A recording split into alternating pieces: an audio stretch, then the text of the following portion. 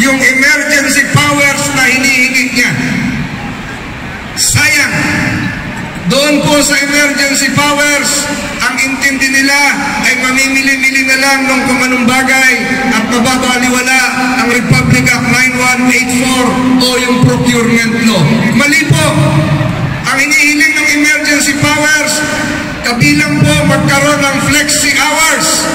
Papasok ang mga bata sa Metro Manila ng alas 7, yung mga empleyado ng gobyerno 8:30, yung mga pribadong sektor 9:30. Ano po ang masama doon? Hindi po masama yun.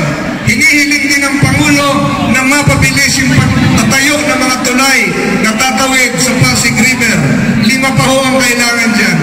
Ano po ang masama doon? Hinihiling din ng Pangulo na mapabilis ang pag-upgrade ng MRT and LRT. Kabilang po yung papunta ng Masinag sa pamamagitan ng emergency powers. Ano po ang masama doon?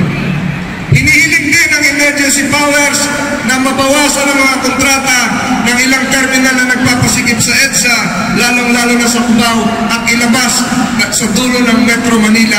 Ano po ang masama doon? Hinihiling din ng emergency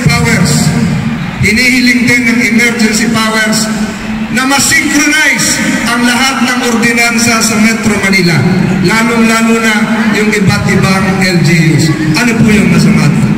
Kaya ang sabi ng Presidente, kung wala kayong tiwala sa pagbibigay ng emergency powers para ma-resolve ang EDSA, daanin na lang muna natin sa putuhan ngayong 2019.